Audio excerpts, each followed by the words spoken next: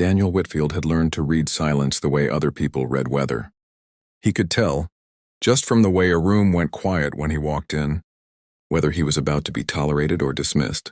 Tonight, at his in-laws' anniversary dinner, the silence told him everything he needed to know before anyone said a word.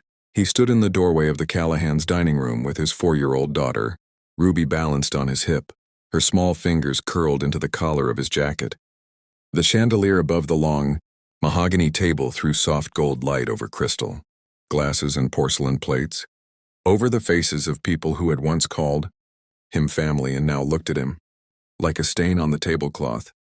"You actually came," said Margaret Callahan, not rising from her seat.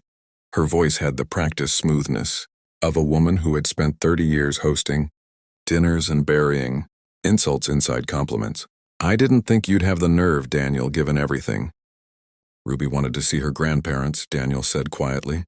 "It's your anniversary. I thought that mattered more than whatever's between us."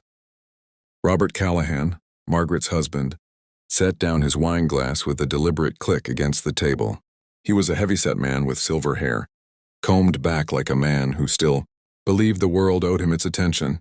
"What's between us," he said, "is that my daughter is dead because you couldn't keep a steady job, couldn't give her the life she deserved, and now you want to sit at my table like nothing happened." The room went colder than the room had any right to be in early June. Daniel felt Ruby stiffen against his chest, her small body registering the tension, even if the words hadn't fully landed on her yet.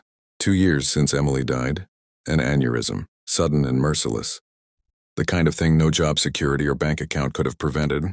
And still, Robert found ways to fold that grief into blame, as if Daniel's modest salary as a high school shop teacher had somehow been the true cause of his daughter's death. "I did everything I could for her," Daniel said, his voice steady even as his hands weren't. "I still do everything I can for Ruby." "Do you?" Margaret's sister, Diane, chimed in from further down the table, dabbing her mouth with a napkin like she was dabbing away distaste. "Because from where we're sitting, it looks like Ruby's growing up in a 2-bedroom rental with a father who can barely afford new shoes for her. We've seen the pictures on your sister's Instagram, Daniel. We know how you're living." Daniel's jaw tightened. He wanted to say that Ruby had never once gone without a meal, that her shoes fit fine, that love didn't come priced by square footage. But he had learned over 2 years of these ambushes that defending himself only fed them more. "We're leaving," he said instead, turning toward the door. "Good," Robert called after him, loud enough for the whole table to hear, loud enough that Daniel felt the eyes of the caterers and the cousins and even the framed photographs on the wall. "Take her somewhere decent for once. Somewhere she won't be ashamed of when she's old enough to understand what you couldn't give her." Ruby, who until that moment had been quiet, suddenly turned her face toward her grandfather. "My daddy gives me everything," she said, her small voice cutting through the dining room with an honesty only a child could manage. "He reads to me every single night. He makes the voices funny. He never forgets." Nobody at the table responded to that. Robert looked away.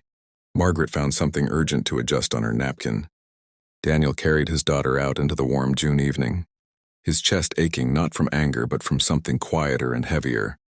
The exhausting weight of being underestimated by people who had never once asked what his life actually looked like up close. That night in the small rental house on Maple Court, Daniel tucked Ruby into her bed beneath a quilt Emily had sewn before she got sick.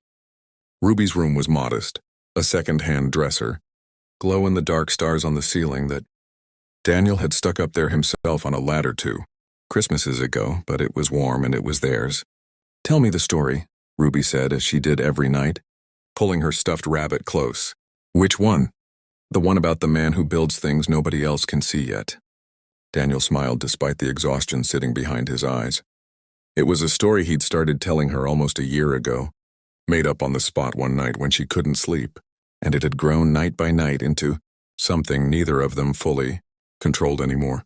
A story about a quiet inventor who worked alone in a small workshop, building strange machines that made no sense to anyone until, one day, the whole world needed exactly what he'd built. "Once upon a time," Daniel began, "there was a man who worked with his hands. Everyone in his town thought he was ordinary. They saw his small workshop and his old truck and decided they already knew his whole story. But they were wrong, Ruby whispered, eyes already drooping. They were wrong, Daniel agreed, because late at night, after everyone else had gone to sleep, he was drawing pictures of machines that didn't exist yet, machines that could help people. And he never stopped, not even when people laughed. What Ruby didn't know, what nobody at that dinner table had known, what Daniel had told almost no one, was that the story wasn't entirely made up. 3 years earlier, before Emily got sick, before grief rearranged Daniel's entire life into something smaller and quieter, Daniel had spent his nights in the garage of their old house, sketching modifications to hydraulic lift systems for a side project that had started as nothing, more than a way to relax after long days of teaching. He had a good mind for mechanical engineering, that is teaching. Salary never demanded of him, in a mind Emily used to say was wasted grading essays about welding safety instead of building things that mattered. After Emily died, Daniel had almost let the project die with her. Grief has a way of making ambition feel obscene, but Ruby needed him steady, and something about tinkering in the garage after she fell asleep had kept his hands busy while his mind processed loss the only way it knew how. Slowly, without meaning to, he had finished it. A compact hydraulic lift mechanism, designed for wheelchair-accessible vehicles, dramatically cheaper to manufacture than anything currently on the market, light enough to retrofit into older vehicles that families with disabled children or aging parents couldn't otherwise afford to modify. He had filed the patent quietly 8 months ago, using nearly every dollar of savings he had left. He hadn't told the Callahans. He hadn't told almost anyone. Part of him hadn't believed it would go anywhere. Another part of him, the part still raw from being told for 2 years that he wasn't enough, hadn't wanted to hand them one more thing to judge, mock, or take credit for if it somehow succeeded.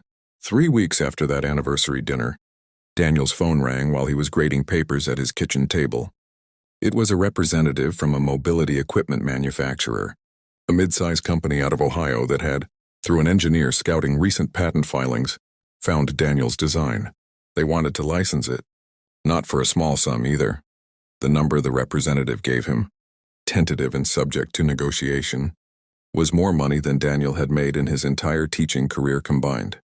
Daniel sat in stunned silence for a long moment after hanging up the phone, staring at Ruby's drawings taped to the refrigerator, at the crayon sun she always drew with too many rays. He thought about Emily, about how she used to tell him his hands were made for more than chalk dust and grading rubrics. He thought about Robert's voice at that dinner table, somewhere she won't be ashamed of, and felt something in his chest crack open, not with vindictive triumph, but with something closer to grief. For all the years he'd spent believing their voice was the only one that mattered. The deal closed 6 weeks later. Daniel didn't quit his teaching job right away. He loved his students too much for that, but he did buy a house. Not a mansion, nothing designed to prove a point, but a solid 4-bedroom home with a large backyard and a real workshop out back where Ruby could sit on a stool and watch him build things while she colored beside him. He put the rest into a trust for Ruby's education and quietly, carefully began working with a nonprofit that distributed the accessible lift systems to low-income families at reduced cost, because he remembered what it felt like to need something you couldn't afford. Word travels strangely in families that don't really talk to each other. It was Diane, ironically, who found out first from a mutual acquaintance, who mentioned seeing Daniel's name in a regional business journal spotlighting inventors reshaping the mobility equipment industry. Diane called Margaret. Margaret called Robert.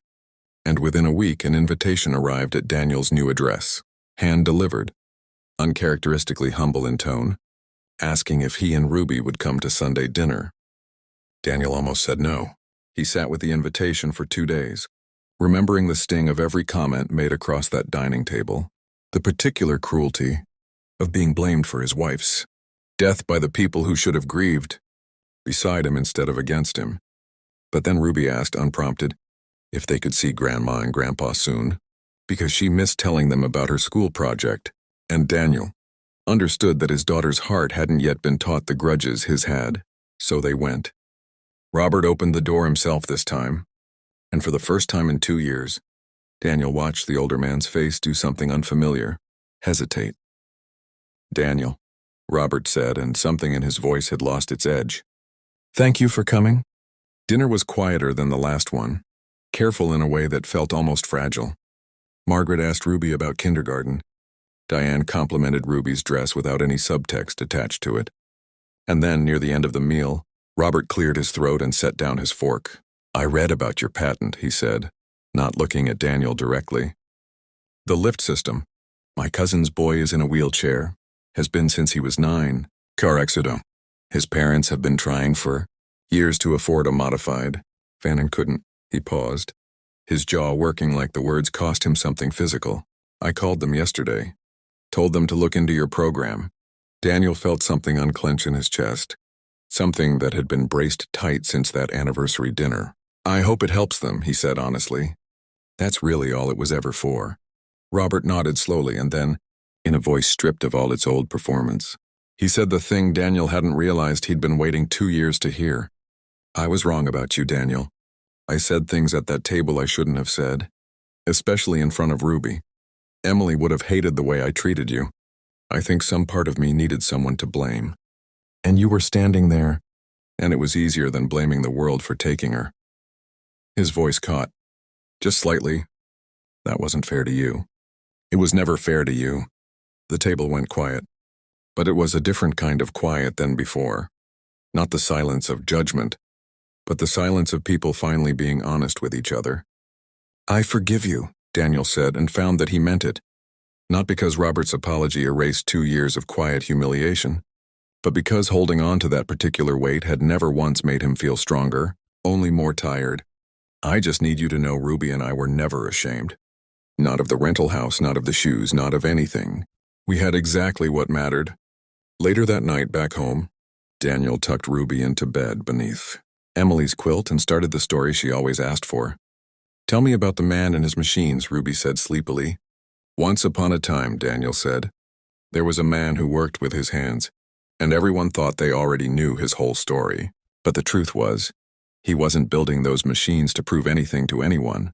He was building them because somewhere out there, someone needed exactly what only he could make. And they stopped laughing? Ruby asked the way she always asked, needing to hear the ending confirmed even though she already knew it. They stopped laughing, Daniel said softly, brushing a curl from her forehead. But more than that, they learned that the people who love you quietly, who show up every single day without needing applause for it, are usually the ones building something extraordinary all along. Ruby was asleep before he finished the sentence, her breathing slow and even, one hand still curled around her stuffed rabbit. Daniel sat beside her for a long while, watching the glow-in-the-dark stars flicker faintly on the ceiling, thinking about how strange it was that the story he'd made up to comfort his daughter through grief had somehow, quietly, become the truest thing he'd ever told her.